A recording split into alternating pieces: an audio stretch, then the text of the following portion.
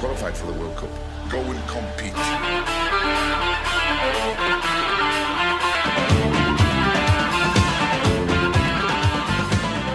Okay.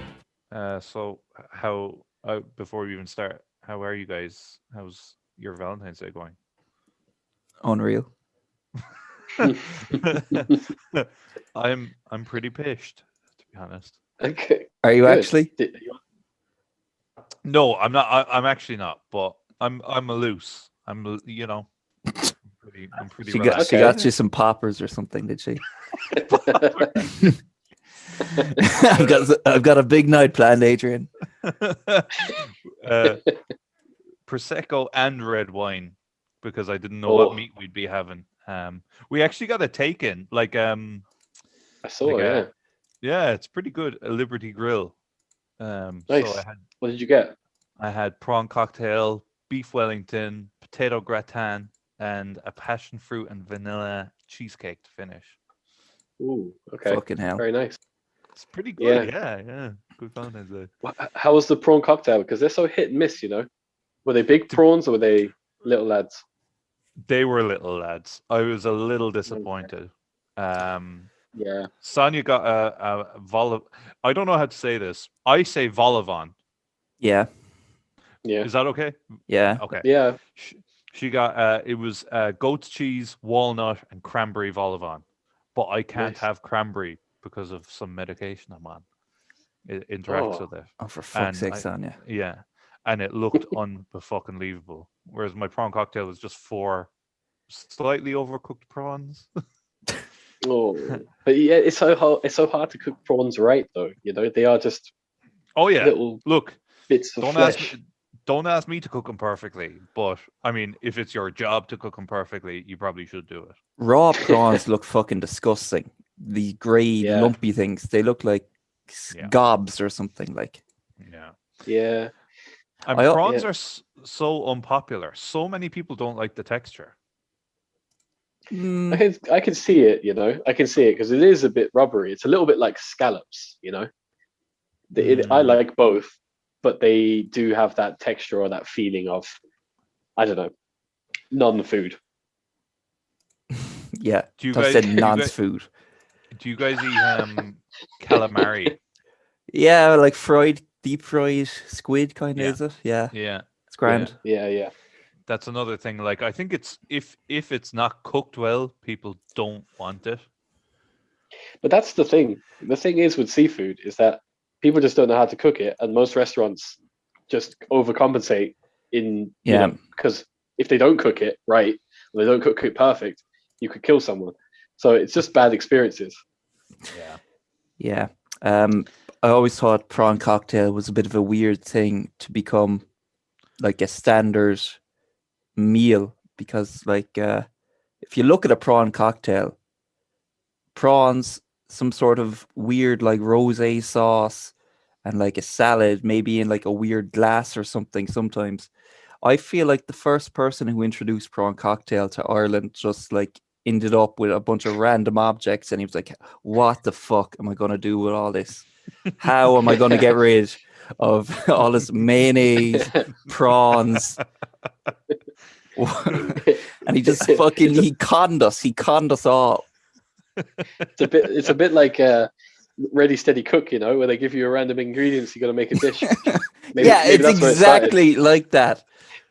Or more like that fucking scrap heap challenge, maybe. He found his shit in the bin. Like his original starter, he fucked up the calamari or something. He fucked it up, his original starter, and then he went looking through the bin. I have to find anything. Give anything at all. I love with it as well, though. It's like whether a prawn cocktail is good or not is whether there's like a sprinkle of paprika powder on top. Yeah. There's nothing fancy about that, but everyone's like, "Oh, look at the presentation on that now." It's like fucking 100%. anyone could do And that. I might be the only person that thinks this, but paprika doesn't taste like anything.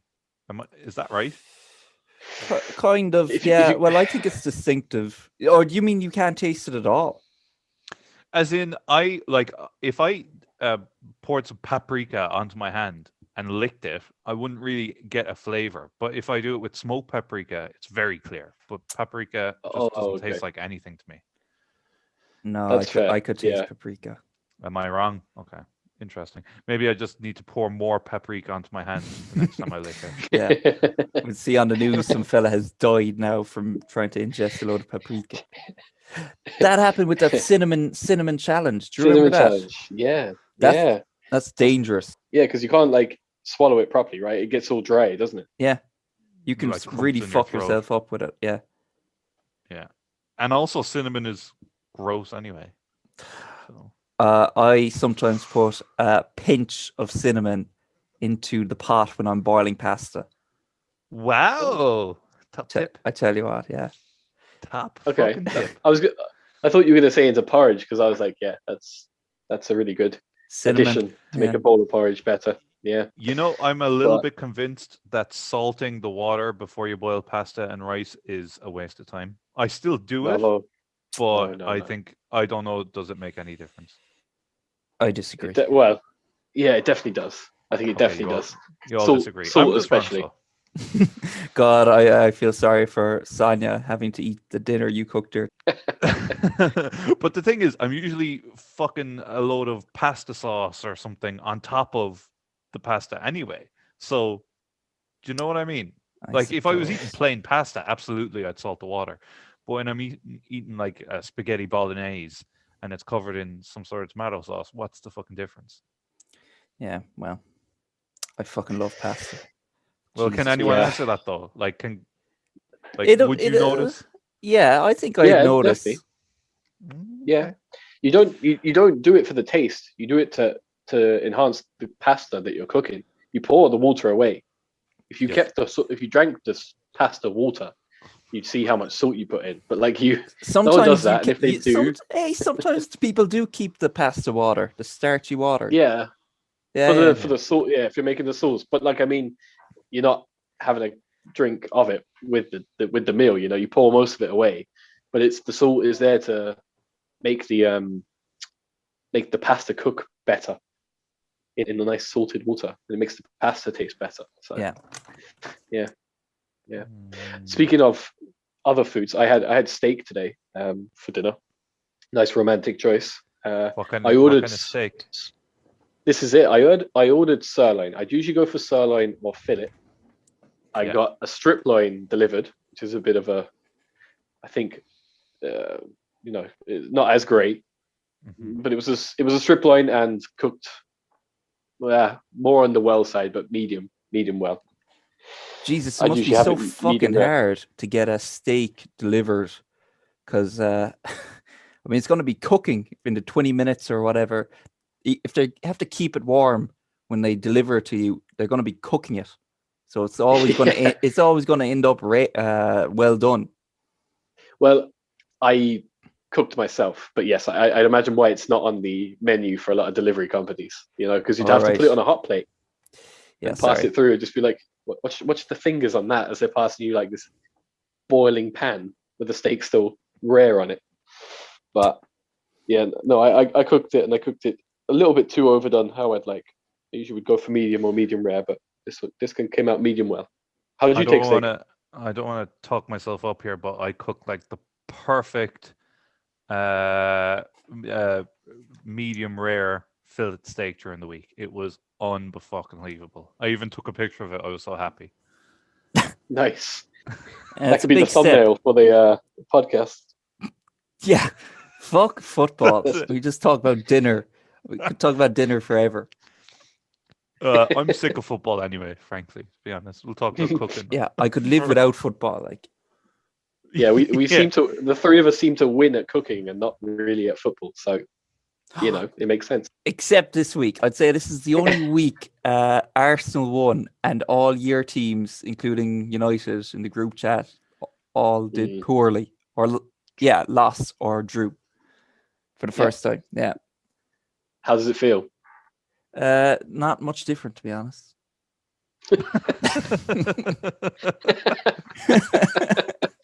Said like a true Arsenal fan. No, you gotta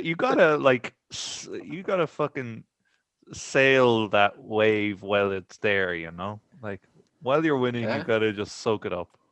Sing while you're winning. Aubameyang is back. He's back. The boom is back. The boy is back. Hat-trick hero. Yeah, that's great. No, that is good. I was actually expecting us to lose today, if I'm honest. I was like, no party, no Tierney, and just thought they'd carve us open. Because in the reverse fixture, they could have beaten them like 5-0, even though I think they only beat them 1-0. But it was brutal, and Leeds are really good, I think, even though they're only mid-table. I think they're pretty good. I like Bielsa ball, and I was really afraid they were going to hammer us.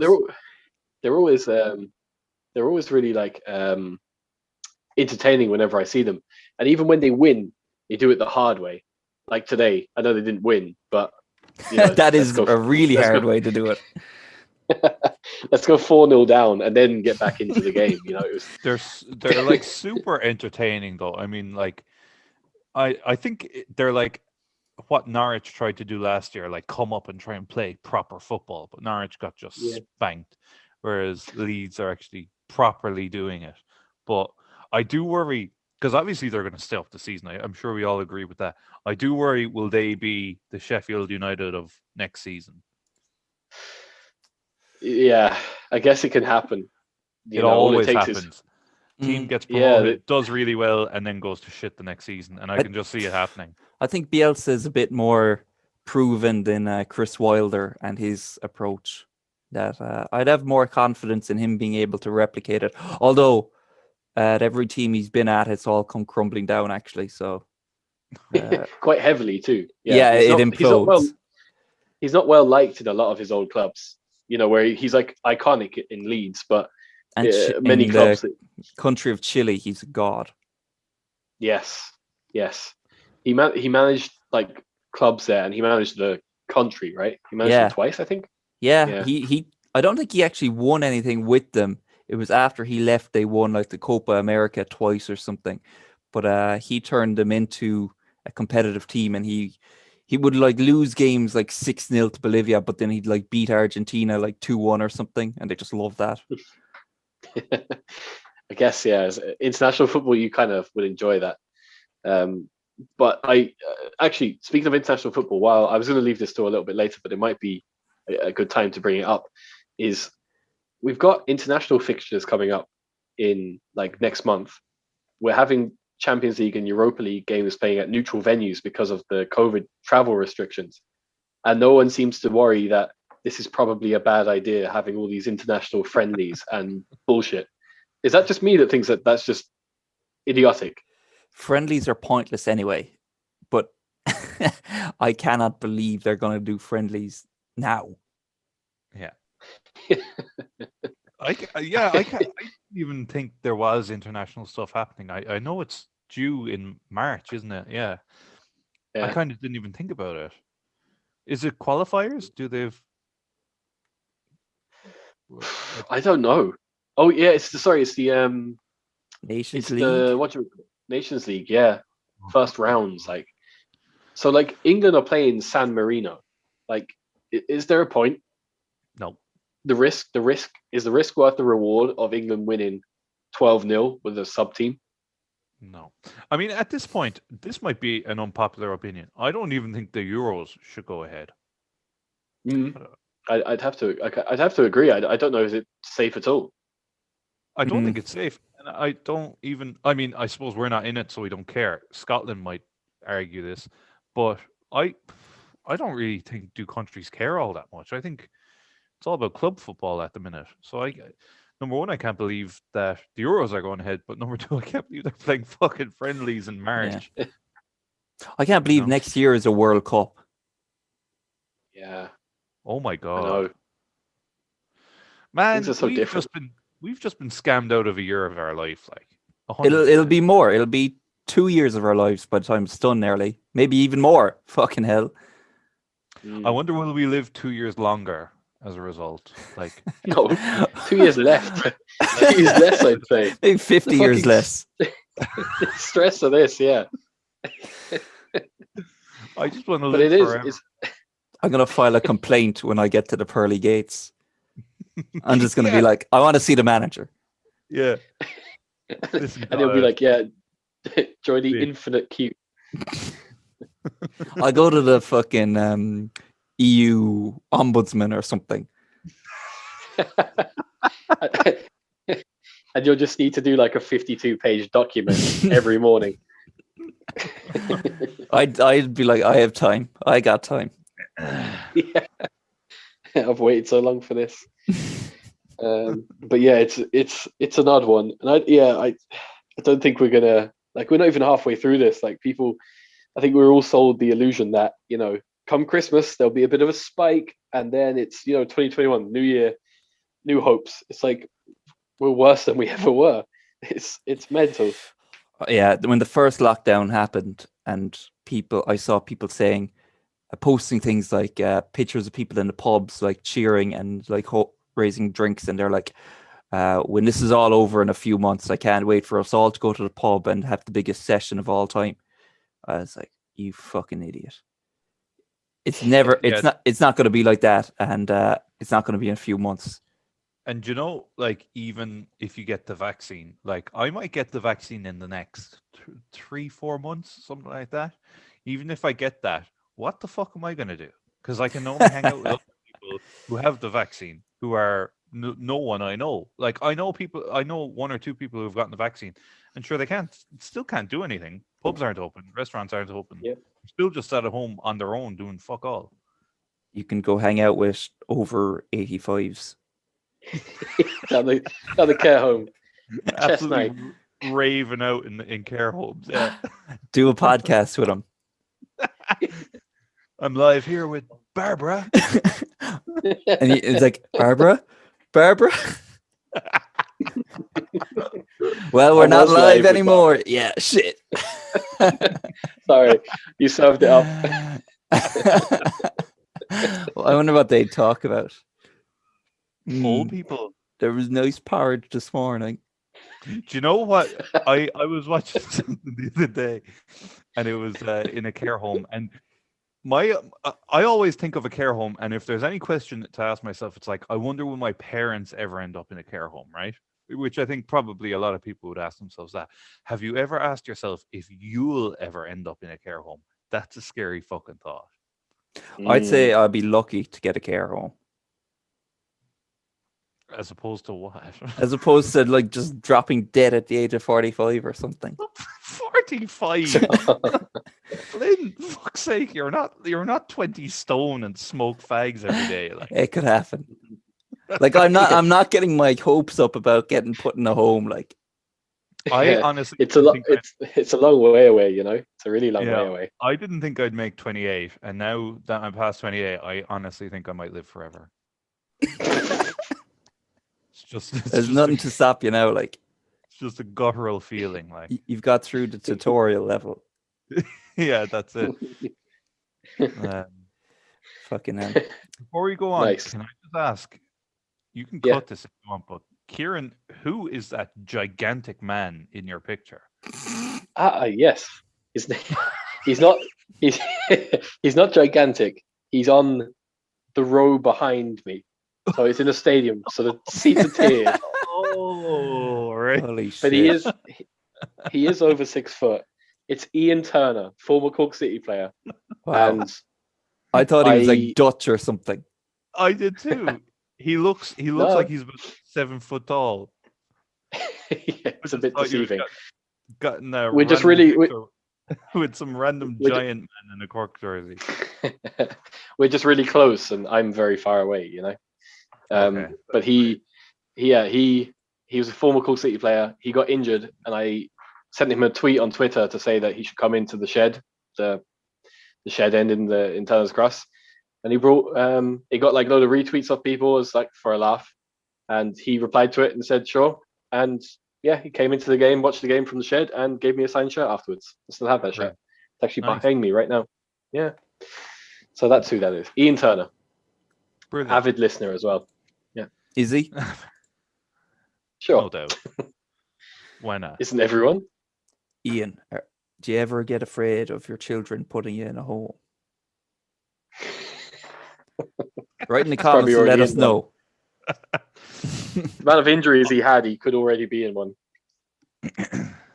I'm just convinced I'll end up in a home now. after that thought. Yeah. And imagine how boring it is. Like, I don't play chess. I don't like sitcoms, or not sitcoms. Like Coronation Street. What's that shit called? EastEnders, Yeah, but what are those things called? soaps. Soaps. Yeah, I don't watch soaps. Yeah. It'll happen to you. Like, I also want It to will. acknowledge that earlier I said "sail the wave." I said that like it's a phrase. It's not a yeah, phrase. I wasn't gonna say anything. I was like, I think you should. I think you should always call me out on it because I know what I mean to say, and when I say it wrong, I feel like a dick. hmm. So, um, can I bring up what Tom said earlier? That'd be a good, yeah. Yeah, that'd be a good one. So earlier, we had Tom on 2 weeks ago, good friend of ours, and he brought up a very good point. He said, "Does Ollie deserve more stick? 8 out of a possible 18 points taken in the league since the draw in Anfield. Is that the fact that Liverpool are playing brutal at the moment, allowing Ollie to escape more criticism?" And he said that's a fair question from a United fan. I think he actually has a really good point that because Liverpool are doing so badly, basically Ole Gunnar Solskjaer is getting away with murder. Yeah, well, I don't think any of us ever really rated Ollie at all. And like we saw through his smoke and mirrors, the smoke and mirrors of being the highest scoring team in the league. But, you know. Yeah, I have to agree with Tom too. I think it's a really honest question to pose too. As he said, he's a United fan, and I think it is. I think United are stuck in between, City, who are dazzling people currently, and Liverpool, who are not performing as they should whatsoever. But I want to just pinpoint one thing in response to that, and it is obviously yes, he should receive more criticism because he's hailed as some sort of excellent manager or tactician, which he's not. The game was poised at 1-1 against West Brom, who are struggling, and yes, you're up against like Sam Allardyce's brick wall, but it took him till the 66th minute to take off a striker for Mason Greenwood, who, let's be honest, is still finding his feet this season. He hasn't really lived up to the end of last season's antics whatsoever. Yeah. And then 10 minutes before the end, he brings on Van de Beek for Fred. I'm not saying that there's an abundance of like attacking options he had, but there's players like Daniel James. There's play like you keep Martial. Surely you keep Martial on the pitch if you're chasing a goal, and make some other sort of tactical maneuver. I just felt it was really weak. I felt that they didn't really get any help from Ollie this weekend to win that game, whereas you could have taken a few risks, and it's the same for other games too. Yeah. No, again, shocker of a game, and he pulls out this fucking wonder goal then, and everyone says that's what great players do. They have terrible games like that, and then they can pull out a wonder goal. I don't think it is, because I don't think I've ever seen Messi or Ronaldo or Van Dijk or whoever regularly have shocking games the way Bruno does and still pull something out of his ass. I mean, he has great games as well, great performances. Obviously, sure, he's carrying the team on his back, but people calling him like the best player in the league or something, I think they're out of their minds. Yeah. Do you know one thing that just caught me during the week about the Solskjaer thing is people keep saying, I know we had Mannix on here and he was kind of saying, he's learning his trade as a manager and things.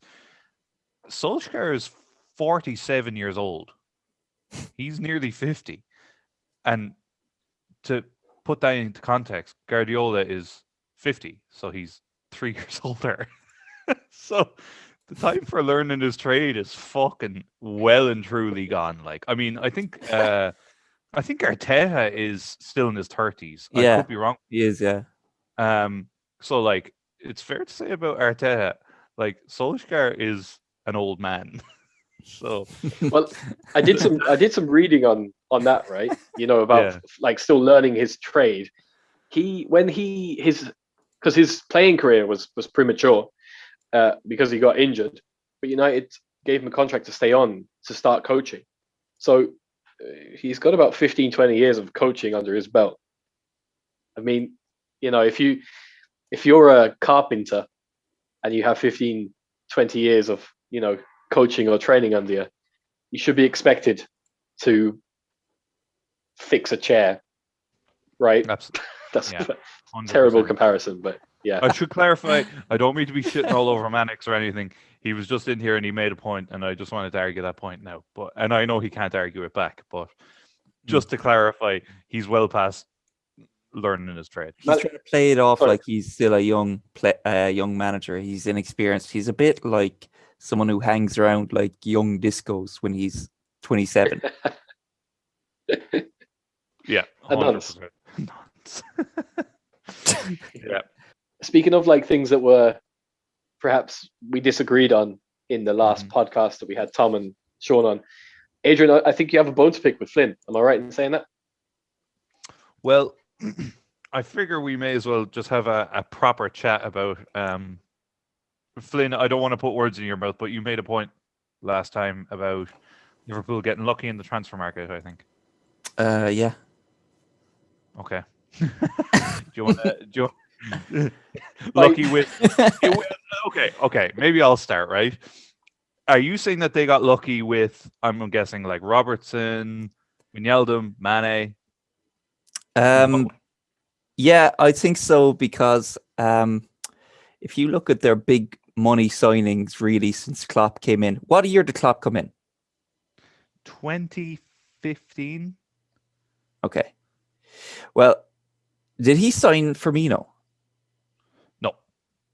Okay, so the season after that, fine. So like his main signings were like Mane, Wijnaldum, Van Dijk, Salah, Robertson, Alisson, Fabinho, and then this season. And like every single one of them kind of big money, I think, for all of them, but they all worked out. Oh, Chamberlain as well. He didn't really work out, so fine. Mm-hmm. Not entirely lucky, but they spent big money on all these players, and almost all of them turned out to be like world class level, like the top in their bracket, like the best centre back, the best winger, two of the best wingers, and Wijnaldum and Robertson are two lads signed from relegated teams who fit the bill as well. And then you have fellas like Alexander-Arnold and Henderson, who was never really that good anyway. And they all end up being, turning out to be 10-on-10 players for a period. They're not this season. And I think it's a bit lucky. It's a bit lucky that all of these players turned out to be 10-on-10 signings or whatever. Whereas most teams have a few misses. Even the best teams like Man City, who they sign a few players, but they're not always going to be 10-on-10 unbelievable players, even though they're spending huge money every season. They have a few that miss. And Madrid miss, Bayern Munich miss every so often, but Liverpool in this period when they, had to get it right, they got it right, but they were fortunate, I think, to a degree. Okay. I do understand your point, right? I'm not going to say you're being crazy in what you're saying, but well, I mean, my first clear argument is: do you not think it's just good recruitment and good coaching, because when he bought players like Wijnaldum and Mane and Robertson, actually, three of probably the more successful ones. I remember me and I'm sure other Liverpool fans would have thought those were strange purchases, particularly Mane and Wijnaldum, because they weren't really what we needed at the time. Mane wasn't. He was just playing for Southampton and was just kind of a fast winger, but didn't really have the performances to back up 34 million or whatever we paid. And the same with Wijnaldum. He was an attacking midfielder at the time. So it was a really weird purchase. So do you not think it's? I'm not just saying Klopp. I'm sure it's like a coaching team identified them, but saw something in them and said, "That's what we need. Bring him in, and we'll make him do this job." And that's exactly what's happened. I'm sure they thought this player can do a job for us. I don't think they ever thought this fella signed from Hull City, a relegated Hull City, would turn out to be the best left back in Premier League history. They were part of the best team in Premier League history, maybe, arguably, last season, Liverpool. And Andy Robertson and Wijnaldum and these lads turning out to be the best players of all time is not what even they expected. But okay, let's say there is a slight sliver of luck to that. The same way I might argue that there's a slight sliver of luck to Thierry Henry turning out to be one of the best Premier League strikers of all time when they signed him as a fucking winger. Okay, so there's a bit of luck in that, yeah. But then there's that argument. There's a bit of luck to every signing. Yes, but Liverpool, there's a bit of luck to every signing, but like Liverpool hit like hole in ones for every major position that they were looking for. Not for Karius, not for Solanke, not for Chamberlain, not for Keita, not for a lot of those players. Minamino, another one. Tsimikas, we've hardly seen play.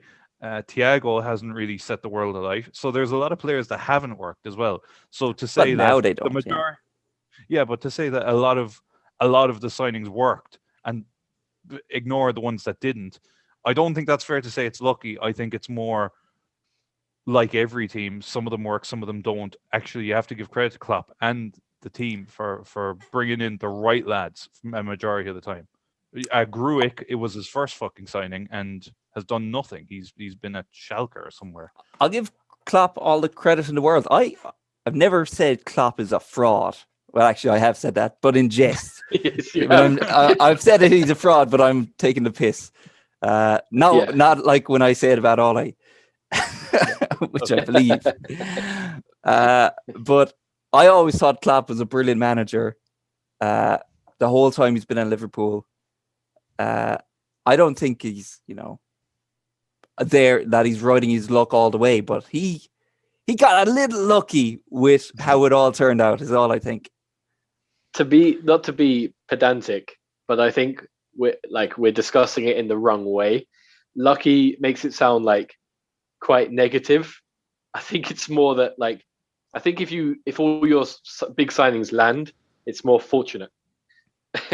if I think that kind of sums up both your arguments too a little bit, is that when you pay any money, especially the millions that clubs are paying now on a player, they expect them to do a job. And I just think that Liverpool hit more winners than losers, like rolling a dice at a casino. But I don't think I can't say it's luck really, because they wouldn't have bought them if you don't buy players for them to be bad or for them to not hope for them to be good. Yeah, and look, I think we've had a fair discussion about it. I get Flint's point. I guess I would just say if 5 years ago you had said Gini Wijnaldum is going to be one of the best central midfielders in the Premier League in 3 years' time, no one would have understood what the fuck you're talking about. And I think the fact that it happened isn't luck. I think it's coaching, and I think it's recruitment. Yeah, I think. Cool. Okay, well, yeah, I was only going to just say a few footballers' names that are Valentine's Day. I can pass you over to the Valentine's Day fact thing, and we can just see where it takes us and just wrap it up after 10, 15 minutes or something. Yeah, I really don't have many facts, so don't make it a thing. It's just if you're talking about it, I might throw it in there. Oh, before you just do that, I just want to complain about the David Luiz red card against Wolves. Did you see this? Did you guys see this fucking red card? Absolutely, yeah. Not right. red. This is another time where this double jeopardy thing, which I thought was gone, David Luiz has been done in by it again, where it's a penalty and a red card. And this time it was a penalty and a red card. It was a red card because there was no attempt to win the ball, according to them. And then today, the exact same fucking thing happened. with a Leeds player and nothing happened to him. In fact, it happens all the time.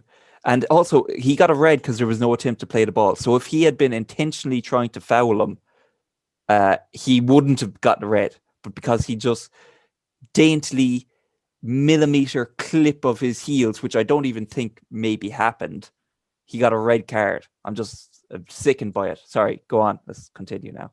No, I think that it's a fair point to raise, because I think the inconsistency in the decision making this year is making it quite unenjoyable. You think how many another one where the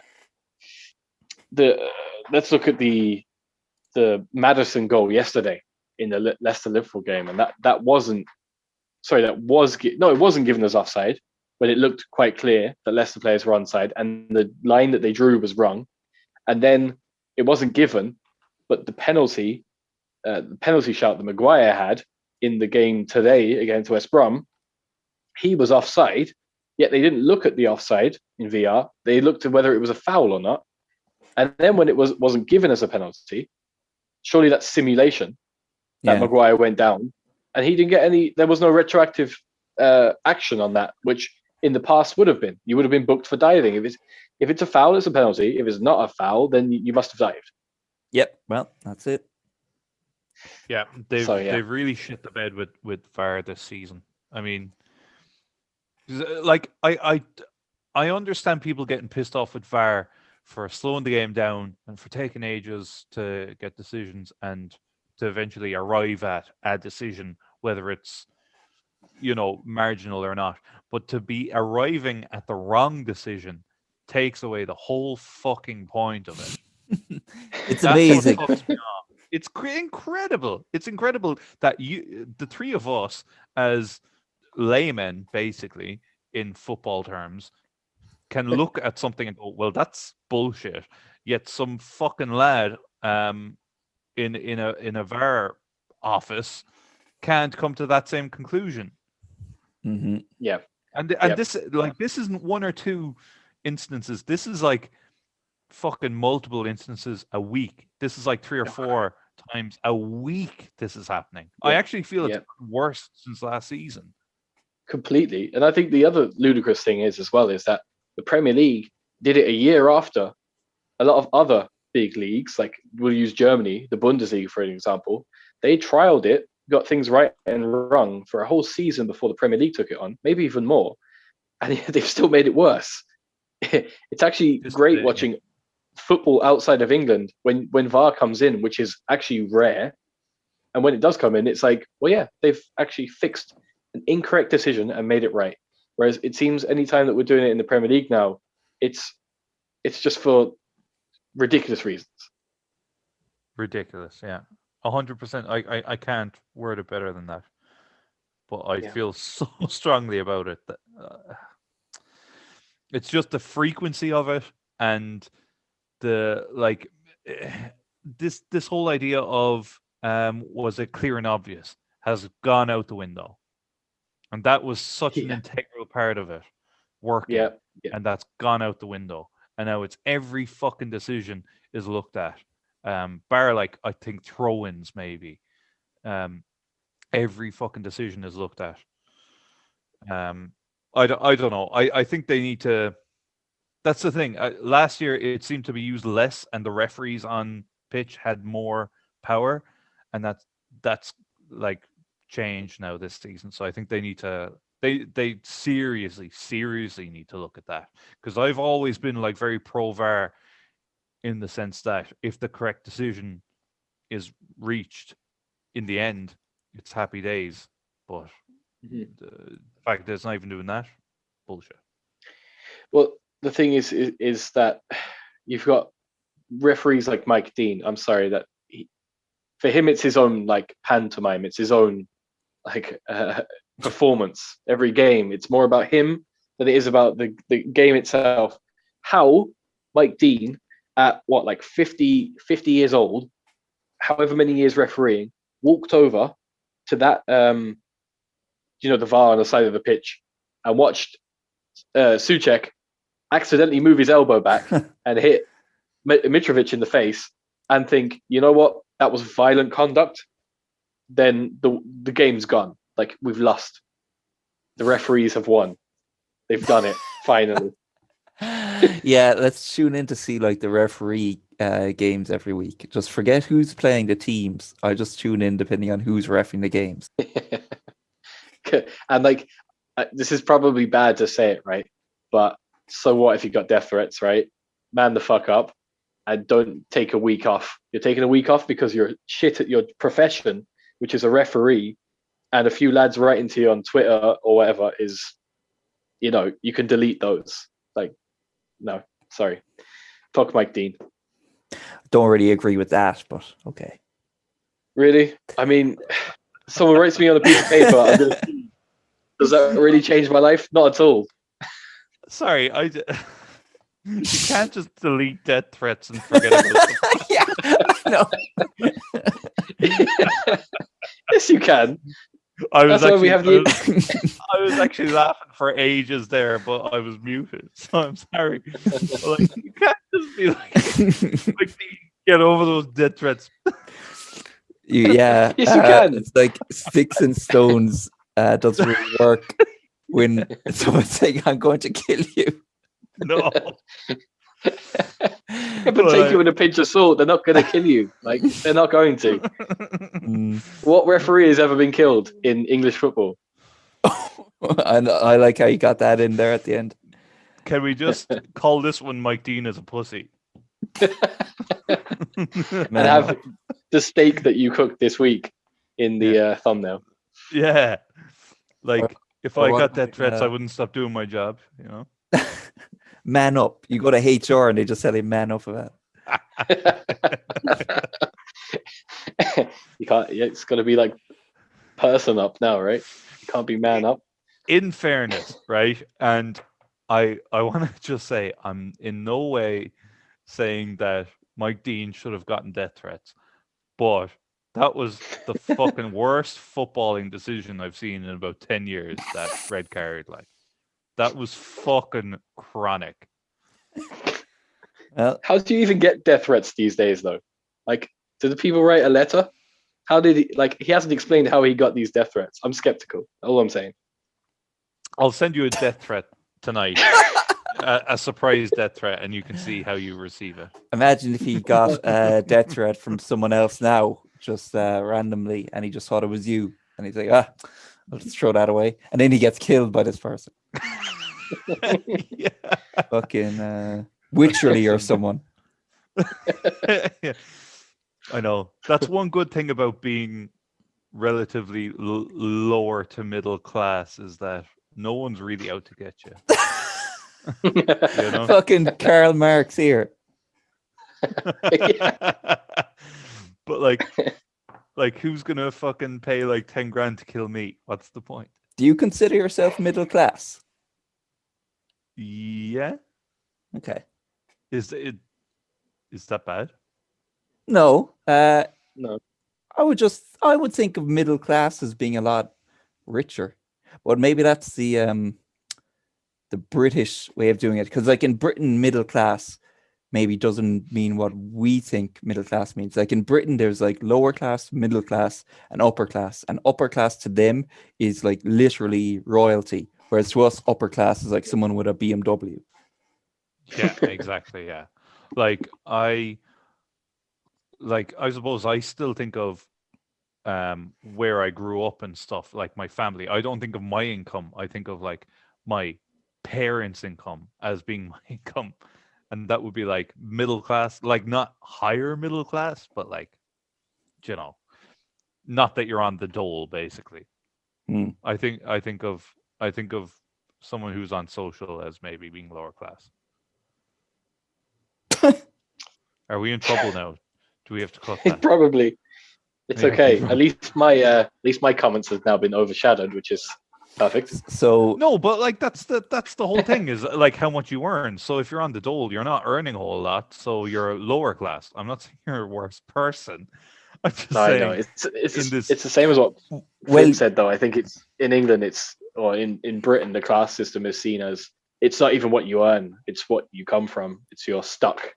I'm But, gonna get death you know, threats. Adrian, I'm gonna yeah, get you death just said the thing about being middle class is you don't have to worry about being killed. So people in lower class have to worry about being killed. threats. No, I meant the upper class, like the important people who are rich. They're the Okay. people who get the death threats. Like no one wants to assassinate Joe Soap on the street. They want to assassinate the Queen. Someone important. and yet Joe Soap is murdered more often than the Queen. So there you go. That's a Well, good I don't point, know. yeah. I think like presidents of like the USA is a deadly profession because you're more likely to get killed if you're the president than if you're like a plumber. But is that true? I wonder what like the percentage of I would say it's killed very high. Let me think. There have been like 4 American presidents assassinated out of like is there. 44, 45 or Well, something. So that's that's a lot more than I thought. Yeah. yeah. Let me think. There was Kennedy, Lincoln, and then there's the other two who no one ever Garfield. remembers, Garfield and McKinley. So Right. yeah, 4. Adrian, just like fucking historic people again. Jesus Christ. We should have asked Adrian to name them. Yeah. How, I yeah, how many American presidents can you name, Adrian? Oh, I knew I was gonna say Starting okay, most recent and go backwards. this is what the listeners really want. This is Fuck what they want. football. Okay, Biden, Yeah. Trump, Obama, Bush, what was that cunt who didn't have sexual relations? See, I've had a lot of drinks as well, so this isn't fair. Oh, here we are. Clinton. What was that cunt who didn't have sexual relations? Clinton. Before that, oh my god, I'm actually gonna have to listen back to this. Like, this is painful. Before that, I actually don't know, but I know there was another Bush, and I Yeah, know he was before him. Yeah. Okay. There was also Lincoln and Washington. Huge jump then. Well, look, I've got That's 7. 150 years. It doesn't So matter. that the lads in the middle got killed. They're They're the 4. While I think of this, because oh Christ, I've had a lot of drinks though, so that's okay. The guy in Futurama. Roosevelt, Yeah. Yeah, there was 2 of them. 2 Roosevelts, so that's up to 9. That's pretty good. Get one more just to get to the perfect 10. Did someone? Okay. Futurama. Oh, I don't know what Futurama is. Yeah, that's the guy I'm thinking of, but I can't think of his fucking name. Can I just guess? Rhymes with Thomason. Dixon. Thomas Jefferson. Yeah, Thomas okay. No. Jefferson. There you Was go. Jefferson the president? He Oh, was, no. yeah. Hopefully. No. My dad, his favorite subject is American presidents. Like I did a quiz there, like, Sporkle. Did you ever use Sporkle? Yeah. Mhm. I Yeah. did one there. I just tried him on it, and it was like you have to name the American presidents by who their vice president was, and he got like 42 out of 45 or something. Wow. I've gotten very good at Irish counties. If there's any Irish county, Ooh. I can name 32 pretty quick. I'm shit at them. I'm really bad at them. Like, Just never forget Monaghan. That's always the one I forget. So put Monaghan down first, and then you have a pretty good chance. this is like a topic where you can like make fun of me for not knowing things that are so obvious, because like I literally probably couldn't name. If you showed me a map like and asked me to label them all, I'd be fucking clueless after about like 15 or so. It's just when you're put on the spot. That's what fucks me always on this podcast. Someone puts me on the spot. I can probably name 20 American presidents, but when you're put on the spot after 2 bottles of wine, it's tricky. 2 bottles of wine, jeez. Yeah, I know. Yeah, it's been a long day. But and like American states as well. Oh yeah. Seems pretty easy, but you forget so fucking many of them. All the There's a news: lot. Mexico, New Hampshire, New Jersey, all the news.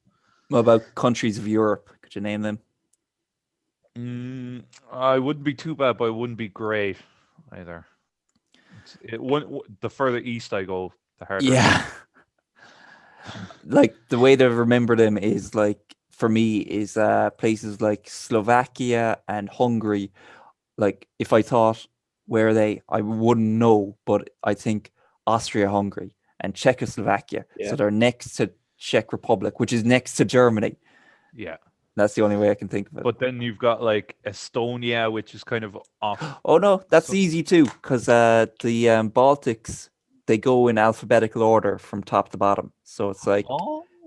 Estonia, Latvia, Lithuania. Hmm. I'd like to do that little kind of area too, because you could take a ferry over to like Helsinki as well, which is like Finland, just across the water. So yeah, if we ever get to travel again, maybe I'll go there. Yeah. That's the dream. I honestly think when this all, like the next place I'll go is just like Disneyland. I'll just fucking save up money, go over to Florida, and just do a proper like 2 weeks in America. You know, in the Truman Show, where he dreams about getting to Fiji, like the island, Kieran in his world would be dreaming about going to some place in Estonia. Yeah, Tallinn. Estonia. Tallinn, here we come. Some Someday. big like apartment block. What can I say? I'm obsessed with the former Soviet bloc. You know.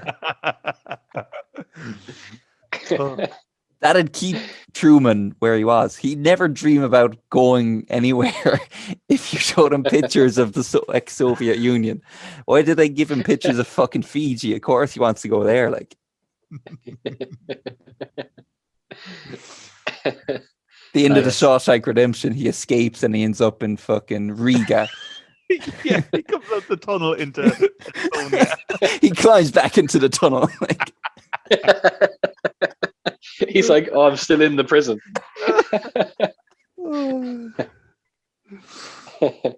Nice. Well, we can still do it if we want to. I have a couple of like to round off our Valentine's Day special. Mike Dean is a pussy, episode number 27. I think the obvious one is Ian Hart. It's a nice one, isn't it? oh my God. Yeah. Joe. I've got one. Joe Hart. Hey? Yes. You know, Very all I think of when I think of Ian Hart is missing 2 penalties against Spain Yeah. What could in have the been? World Cup. Yeah, brutal. What could have been if in some part of our existence, Ireland won that penalty shootout and went on to be, have the Javi and Iniestas of the world, and Spain went to, have Mick McCarthy as their manager. What could have been? There's a bit of luck involved, Fortune. There's a real. That was I think when you look back at that, we could have gone to the fucking finals of that. Really, probably gotten hammered in the finals. But If Keane was there, you mean? yeah, and if things had just worked out slightly differently. Clinton Morrison needed more minutes. It's certainly went the wrong. best Irish team of my lifetime. Yeah. Oh yeah. Yeah. Definitely. Fucking hell. There's that much competition, is there? No. What, the team that lost like 5-2 to Cyprus, was it? And that wasn't even a bad Irish team. Like when you look at that team, it wasn't too bad. They're still celebrating in Cyprus. Like the party is still going. Was that Steve Staunton's last game? I don't think it was. No, maybe it was. I just wiped his whole reign from my memory, really. But didn't they? He's really gone away. Yeah. Oh yeah, he's a nobody. Sure, who wants him now? It's not like if you fail in a Premiership team, then like a Championship team might want you. What country is he going to go to? Fucking Cape Verde? Cyprus. Was it Cyprus? Cyprus. Was it Cyprus that Mick McCarthy went to recently? He managed in I got fired. So. Yeah. Like 6 weeks in. Yeah. He's Byrne, at Joe Cardiff Webster. now, is he? He's back in England, yeah. Is he? Wales. But that's the thing, is that he's got so like they're just so tried and tested. Some of these managers that they'll always land a job, even though they're completely shite.